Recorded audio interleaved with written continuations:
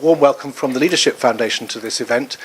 My name is Alistair Work. I'm an associate of the Leadership Foundation, and I'm going to spend the next 10 minutes or so just putting the whole event into its context in terms of how it came about and what its purposes are.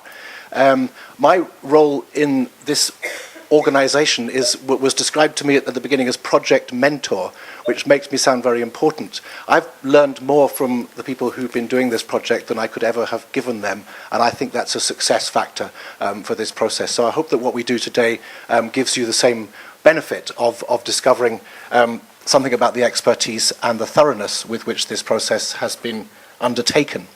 A quick introduction then to what we're doing. This is a project which is funded by the Innovation and Transformation Fund, which is a joint venture between HEFCE and ourselves. And this was its stated purpose. And it's useful to return to that because there's words in there like efficiency and innovative, and also a very strict time limit on the process. This is about making the sector function better in the terminology that you might expect from HEFCE. So just be aware of the fact that that's where this comes from. These are the other projects. I thought it might be useful just to remind ourselves of what other kinds of things fall into this heading.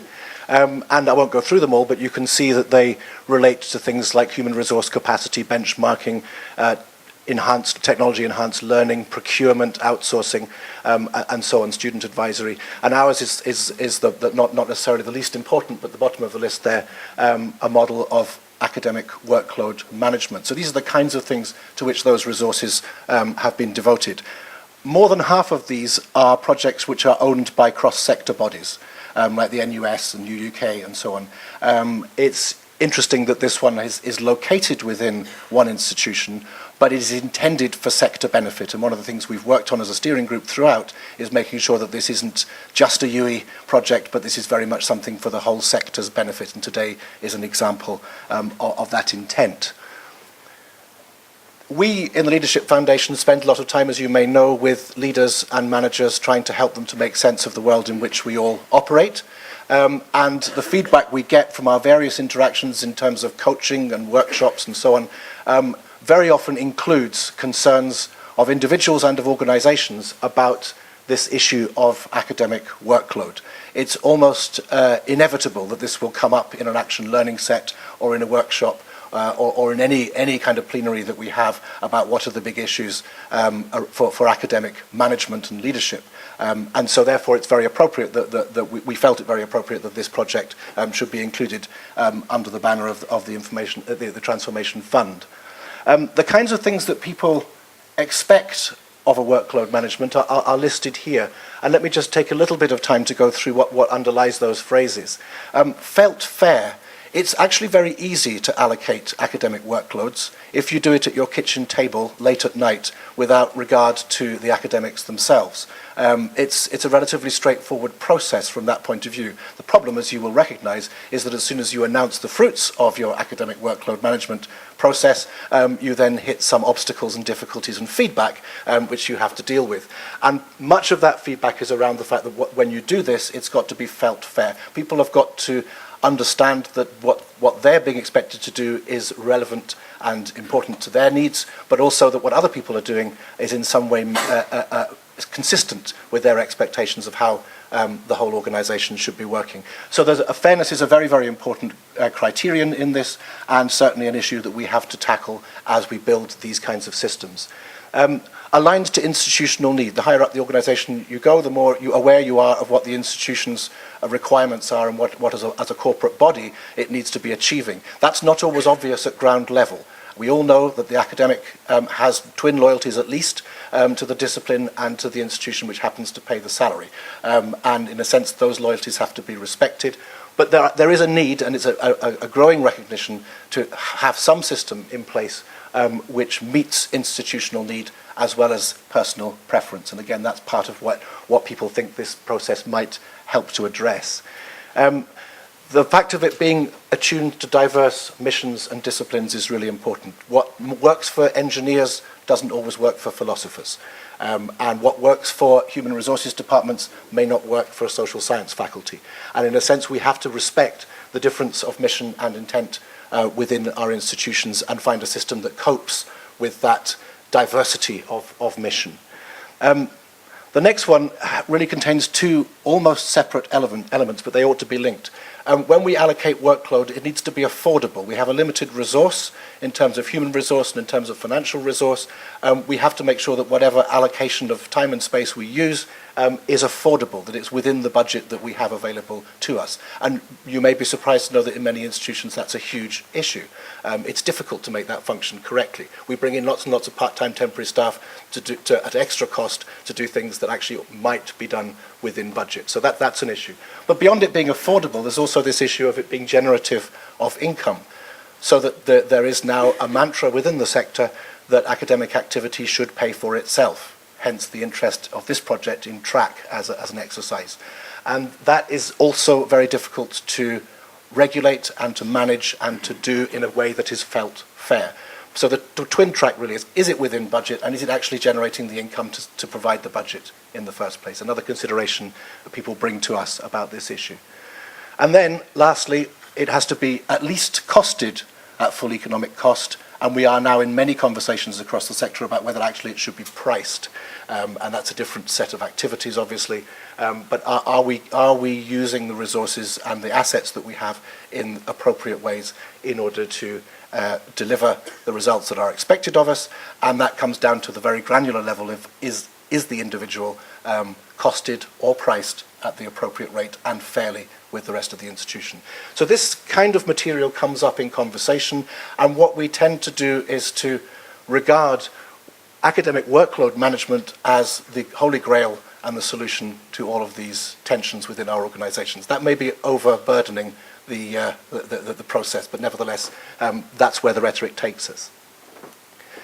So the process here in UE, and one of the reasons why we selected this rather than one of the many other things going on across the sector, partly because UE asked us to, but also because, importantly here, the workload allocation system covers the whole institution.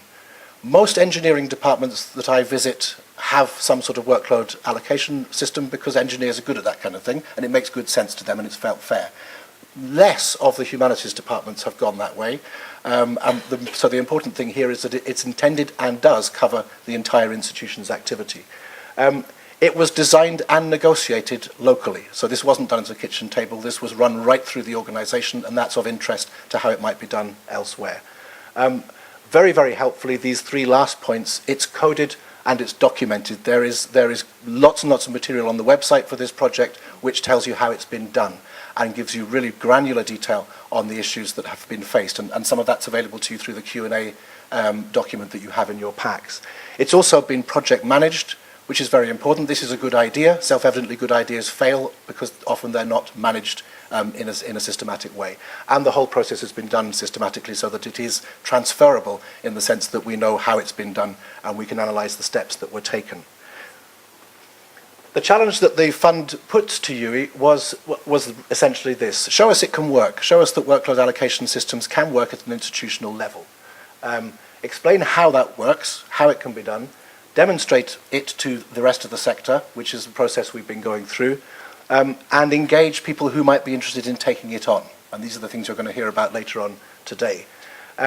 And really importantly, and this was actually quite a difficult part of the process, to define a system and identify a process for transferring the system.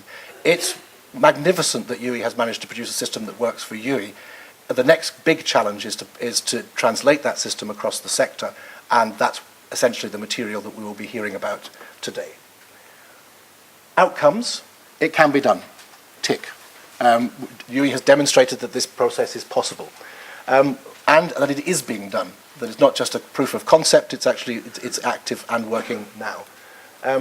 Really importantly, there's experience of it being done. There are people here who have worked on this for a considerable amount of time and who are therefore a mine of information about how this process works and what the issues have been. And that they have been very generous about sharing with those who have attended workshops so far and through the materials they've published on the website. And there's a model for it being done. There is a systematic, I wouldn't call it a blueprint or a template, but there is at least a model that shows how this could work in your institution, which is an important resource. And there's a system that will do it. And we've had discussions about how we transfer the technologies, the underlying technologies, into another institution or other institutions to show the system as being fully workable in a different context. And there's clearly interest in it being transferred. The numbers of people here today is one indicator of that interest, but also at a more immediate level, a number of institutions have come forward and said, we would like to try this, and you're going to hear from them later on this morning. Some of the issues, there are issues of technical compatibility. Do the systems fit? Do the servers work? Is the software appropriate for different platforms, and so on and so on? Have you got the in-house expertise to maintain and run a system of this kind? Lots and lots of technical issues. They are, of course, very important, but I would say that in the context of the whole project, they are a minor part of the real issue of transferability, which Martin will tell us about later. But nevertheless, we have to test technical compatibility. There is also procedural compatibility. Would the institution into which you were to embed this system have the procedures and processes in place to be able to sustain it? Or would the transplant fail? Would the antibodies gather around, and would the whole thing be rejected? There's a whole issue of internal procedures and systems which we had to test. And really importantly, and you'll hear lots about this today, cultural compatibility. Is it possible for a system that works well in this organizational culture to be transferred into another kind of organizational culture in the sector? And what are the issues that would make that more likely to be successful rather than not? And again, we've investigated those as a consequence of this project. Some key features. Strong project management. I've mentioned it already, but this was run very, very tightly. Emmanuel will modestly say that she's played a part in this, but actually the presence of strong project management throughout, step by step by step, has been a really, really important feature of getting to where we are now. A systematic approach, doing this not as a vague idea, but as a process which has been budgeted for and which has been allocated human resource as well as financial resource and technical resource. A realistic timescale, and we shifted the timescale at a certain point. We might have been having this conference in June, but in order to prove the transferability issues, we added an extra 6 months to make sure that we could do it properly. An inclusive process of design, back to the kitchen table. This has been round the institution, this has been through the institution, this has been done at very, very many different levels. Time and people have been allocated to making sure that the whole institution has been engaged in this process, I've seen evidence of how people's views about how the system works have been fed back to the project team. Changes have been made and fed back to the people in the right and proper way, and that's a really key part of the success of this. Top management commitment. You will find that on almost any slide about big cultural change. You have to have top management commitment. So step one, yes, of course, there's been top management commitment. I want to extend that in two further ways. Top management engagement. It wasn't just the case of the senior team here saying, let's do this, get on with it. This was the senior team being involved in the process of making it happen. Really, really important. But also top management perseverance. I've been on a top senior team, and I know how you tend to move on to the next item on the agenda before the previous one has necessarily been seen through. That's natural, it's necessary, but nevertheless, in this case, Martin has remained with the project and has remained with the difficulties of the project right through the process, rather than abandoning it for the next thing that comes along. And I think that's a key issue in terms of the credibility of this within the institution, and also one to be taken forward in terms of transferability. And the careful consideration of transferability was absolutely key. So that, of course, there was a project here to make things work for UE, and there was also a project here to make things work for the sector, and that was not ignored. The fact that almost at every stage, can we then transfer this? It works for us, will it work for everybody else? Were questions that were being asked throughout.